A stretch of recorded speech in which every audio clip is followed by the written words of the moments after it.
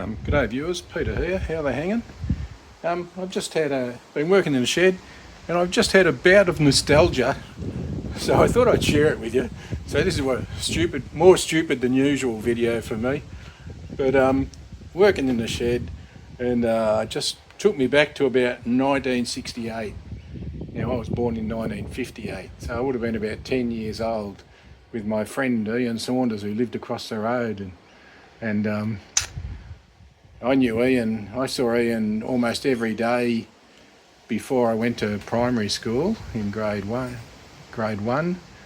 and then we went to the same primary school, so I saw him every day there and walked to and from school with him. And then we went to the same secondary school, and I walked to and from school with him and saw him every day there. And then we worked at the Naval Dockyard in Williamstown for 7 or 8 years. And I saw him every day there and sat down at lunch with him and drove to and from work with him. So he was a significant person in my life. And actually, I didn't have a brother and he didn't have a brother. We all had sisters. So I think we were good for each other, and to this day I still see him, and when I ring him up it's like no time has passed, even if it's been 6 months or something since a phone call. So I just had this bout of nostalgia wash over me, and I thought, well, stuff it, I'll share it with you.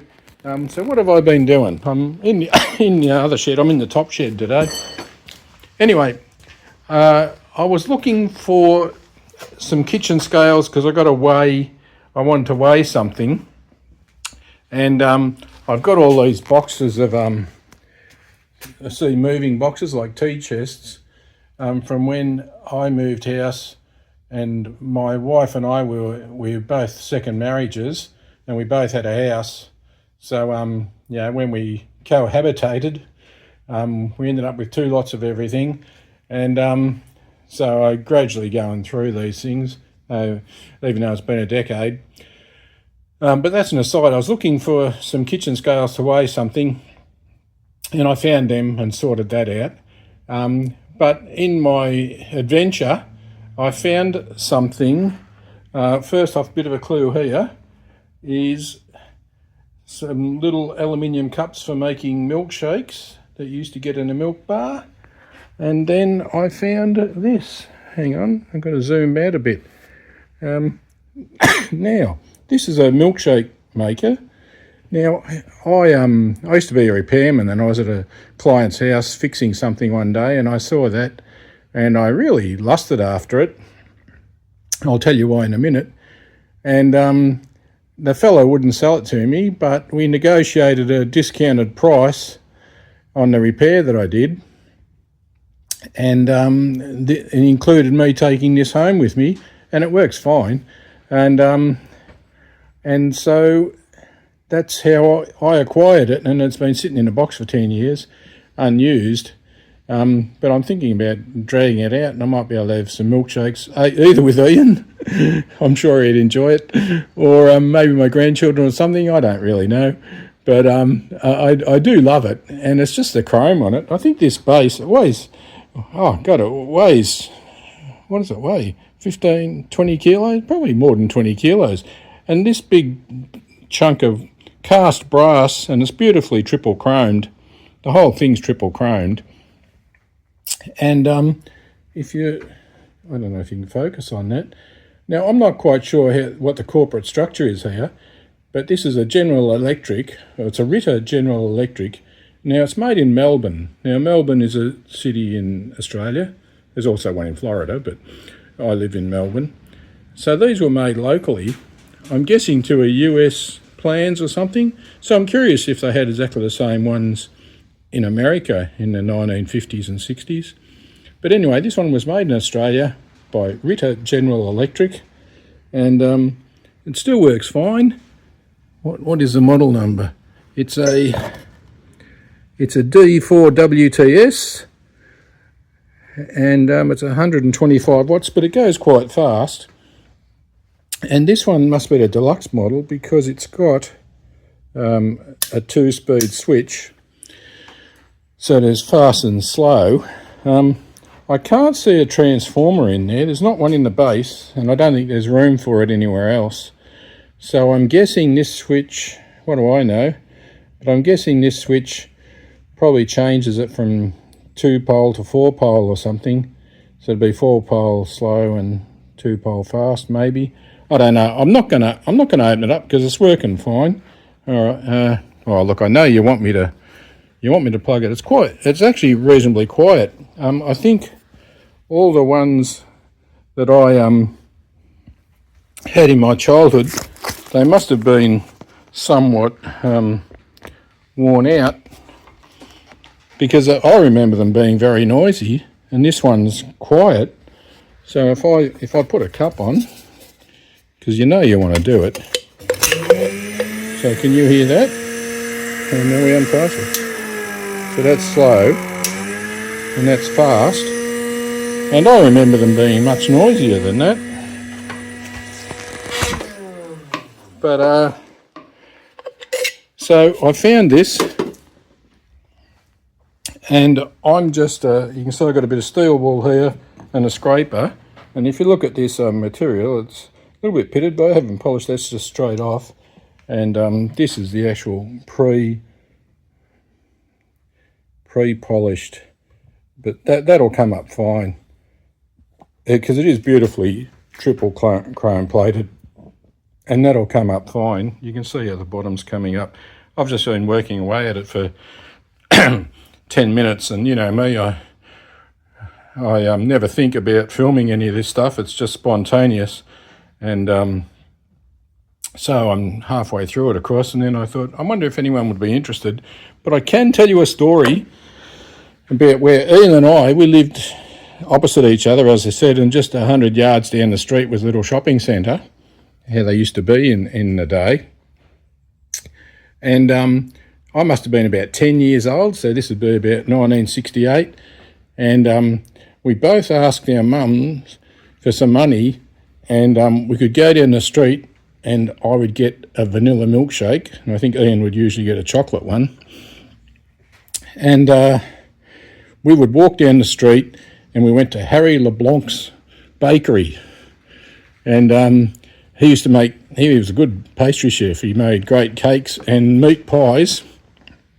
And all the tradies in the area would flock to his shop to get his meat pie because they were easily the best ones in the area. Now, that caused him a problem because he used to sell them at about midday, and then when people thought, they didn't want to miss out, he only made a limited quantity. And so the blokes used to come in, well, at first off it was 10 to 12, and then 20 to 12, then 11:30, then 11, and it was causing parking havoc in the street, and it caused him a lot of drama because he was having trouble keeping up, and there's bedlam out in the street trying to park, and it was all over the place. So he started making them. See, I reckon that's cast brass. He started saying, I'll make them, because he had to get up at 3 o'clock in the morning or something, but he's not going to sell them before 12 o'clock. And, of course, that caused a bit of havoc amongst the tradesmen. But after about 6 months, it settled down, and they all realised, even if they got there at 11:30, they just have to sit in the car and wait until, because he had the best pies around, and it was worth the wait. But then he only sold them at 12, and oftentimes he was sold out by about 12:15. Anyway, so that's Harry LeBlanc's bakery, and it was in our street, so we would get 20 cents off our mum and walk down the street, and I'd go to Harry LeBlanc's and I'd order a vanilla milkshake, and Ian would order a chocolate one, and there was 2 little stools there that you could sit on, and we would sit on, and they cost 18 cents. I remember that. We got 2 cents change, which we'd bring back to mum. And I can remember a time when the price went up, and they went up to 20 cents. And then we didn't get, and she was so apologetic that the price had gone from 18 cents to 20 cents. But, that was how it was back in those days. And she looked after us kids, because Harry's wife and my mum knew each other, and they used to see each other, and she sent them down. I'm sure there was ulterior stuff going on behind the scenes that we didn't know about. The other thing I remember about Harry LeBlanc's bakery was he made these beautiful little cakes, which I would only get very occasionally. I love a noonish tart. He made a good noonish tart.